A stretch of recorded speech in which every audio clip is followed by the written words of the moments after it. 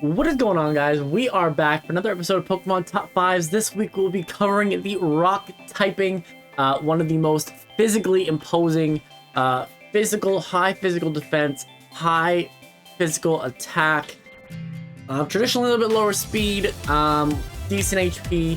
This typing is obviously kind of similar to ground typing in that sense. Very, very similar. I think they're interchangeable, really. When I look at team building, I look at a ground / rock as kind of like my defensive backbone. Obviously, just a quick disclaimer, as always, guys, this list is 100% opinionated. It's not really based off of stats in particular. It's kind of a combination of things, just my enjoyment using them, design-wise, you know. So there's a lot of things that are kind of in consideration with this, and if your Pokemon is not on the top 5, don't mean that I don't like your top 5 or your favorite Pokemon. But yeah. And of course, we only include primary typings on this list. Secondary typings I have chosen to kind of leave off just so that we can have the most diverse list possible. And of course, we don't use legendaries because of the fact that I plan to do one later on for Legends exclusively. And of course, as always, guys, make sure to leave a like and subscribe. If you haven't, leave your top 5 list down below. Love to hear it. But without further ado, let us hop in to number 5.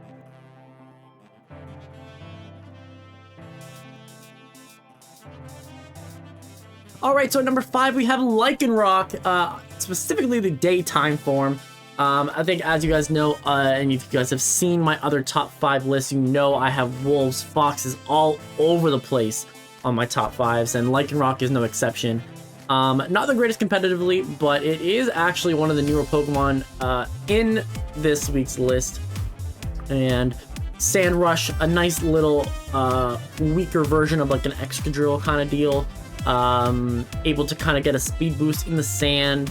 Because it's actually a rock type, it actually gets the benefit of the special defense raises. But 115 attack and 112 speed. This thing is above average speed with pretty good attack stats. So it's kind of able to do what it needs to do. Actually does get up some setup moves. Does get Swords Dance. So it is actually able to boost itself even higher. Stone Edge, Close Combat, Psychic Fang, Crunch, Accelerock are kind of its main moves, but because of its niche ability, it's actually able to run an Endeavor set. And so you're really looking for Stealth Rocks, Taunt, you know, but you're really trying to get the Focus Sash to go off and use Endeavor, right? But in the lower tiers, Stone Edge is clearly best move. Accelerock is a priority move. You got Swords Dance to boost your attack. And Psychic Fangs and Close Combat and Crunch are all kind of your main coverage moves. But yeah, for me, this thing is really here for design.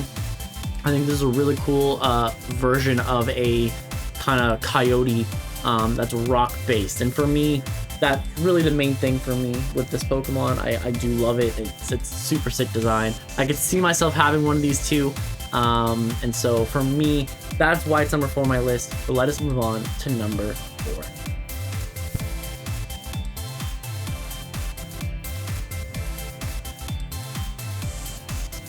Alright, so at number 4 we have Aerodactyl, the fossil Pokemon. Now, Aerodactyl is one of the original fossils, and I think you're going to see a theme with the rest of these Pokemon. They're very prehistoric, very dinosaur heavy, and for me, Aerodactyl is number 4. It's the OG. When I was a kid and obviously playing through Kanto and playing through it, the problem was always that you got this level 5 Aerodactyl super late in the game, and it just never really felt worth it to train it up to get it. Although if you did train it up, it was super dope. But you know, 105 attack stat is good but not amazing. In Kanto, obviously it was back then, but the 130 speed is what really stood out. And obviously in the newer generations, when it got its Mega Evolution, 135 attack and 150 speed. But really, I mean, the abilities aren't really great. You know, you got Rock Head, you got Pressure. I mean, they're decent abilities, but they're nothing to write home about. It's really Tough Claws when it Mega Evolves, which is its real benefit. But unfortunately, at 105 attack, it's a little bit underwhelming for a Pokemon that's really, really frail, right? And so in the newer generations, it's got Dragon Dance, so it's gotten a little bit better in terms of being able to support itself. But in the lower tiers, you kind of tend to see this thing just run a choice band and then just try to hit as hard as possible. Stone Edge, the new moves in Sword and Shield, Dual Wing Beat, Earthquake Crunch, Stealth Rocks, Taunt are kind of your main things. Rock Blast if you don't want Stone Edge, and it gets like Ice Fang. It gets like the Fang elements moves, and then if you're kind of playing like a double situation, you have Tailwind and Tailwind for you.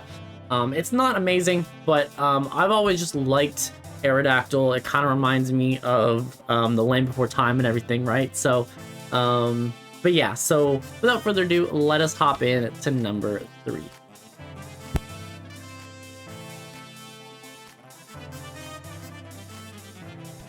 Alright, so at number 3 we have Aurorus, the Tundra Pokemon, and again, this goes right back to Land Before Time reference. Littlefoot is now alive and well, thriving as this Aurora Pokemon. Obviously, its abilities Snow Warning and Refrigerate are both pretty decent. Snow Warning makes it one of the only hail setters, really. You have Alolan Ninetales, you have Abomasnow, and you have this. So, and Refrigerate is kind of very similar to Aerialate, where it makes your normal type moves an ice type move. And so, but with Aurorus, the big thing is really, unless you're going for Hyper Beam, Blizzard's actually better than Hyper Voice in terms of power. And because you're setting your own hail, Blizzard's 100% accurate. And so it really is just a matter of like, are you playing a format where Substitute's going to be prevalent? And that's really the biggest difference there. You're going to be spamming Blizzard or Hyper Voice, one of the two. You're probably going to have Freeze Dry to kind of handle your times, well, your weakness to water. And then you have Stealth Rock, Earth Power, kind of as backup moves. This Pokemon really isn't the greatest competitively either.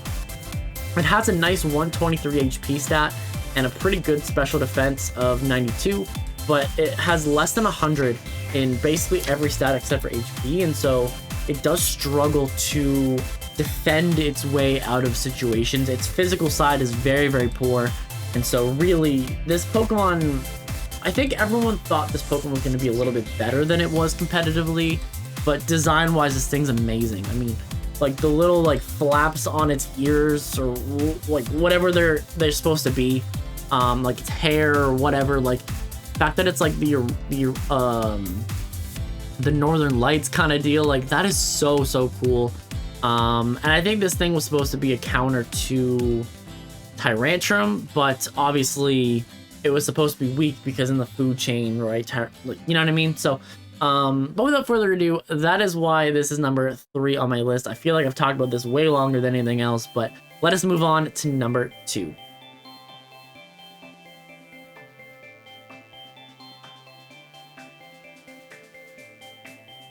Alright, so at number 2 we have Tyranitar, and I think most people would have thought this would have been number 1. However, it is number 2, and I have a very specific reason for it. Yeah, so so very similar to Aurorus, Sandstream is this Pokemon's ability, being able to set the sand and the sandstorm. This is one of the pseudo-legendaries of the Johto region, and so it has much better attack stats and stats in general over a lot of other Pokemon. But for me, this Pokemon actually lost points design-wise, and I know you're gonna think that's really weird, like this thing's like looks super sick, like what are you talking about? Here's the thing. I like its base one. It's Mega Evolution. I don't like that they just made it more defensive. I know it's the armor Pokemon. I know it's supposed to be defensive, but to me, this thing really needed offense. This thing really needed to not have of the, I think, what is it? 100 points is what goes to Mega Evolution or something like that. I mean, it got like literally half of it into defense, and then it gained a little bit of speed, and then the rest went into attack, right? So, but this Pokemon is obviously a pseudo-legendary, so it has 134 attack, and 95 special attack, 100 in literally all its defenses, and it's base 60 speed. So this Pokemon is actually kind of a decent Trick Room attacker if you needed it, or kind of like a slower Pokemon in a non-Trick Room format. So you can get your weather up last and have it stay. But this Pokemon, obviously a crazy physical move pool. It's kind of had different roles over the years, whether it be a lead with pursuit and you're kind of trying to stop things. It can set up rocks on its own. It can be a sweeper. It can run mixed move pools competitively. You know, VGC. It's obviously a staple with Excadrill. And so this Pokemon just has a lot of things going for it. It can set up on the physical or special side. It can just do so much. And so for me, it was number 2, but it lost a little bit of points on its Mega Evolution. I just didn't like how they did it. It doesn't mean that it's bad. I just wasn't really the biggest fan of it. But without further ado, let us hop in to our number 1 slot on this week's top 5 rock types.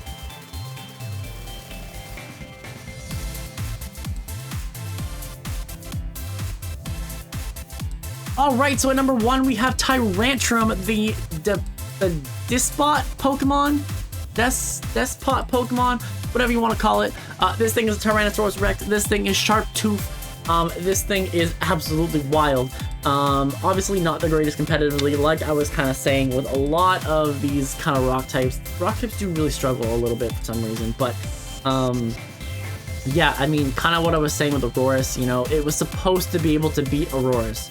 The rock typing on its own beats aurorus, and so, you know, there's a little bit of back and forth with it, but this Pokemon, they just hit it out the park. Its design's amazing, and it looks cool as shit. 120 attack, 119 defense. It's kind of got middle speed stat, but it is what it is. I mean, this thing really is just trying to Dragon Dance or Rock Polish back before it got Dragon Dance, and then it was head smashing you, outraging you, and close combating you until you basically died. Like that's what it did. It didn't have to do anything else. It has one thing that it does it very, very well, and that's really what it does.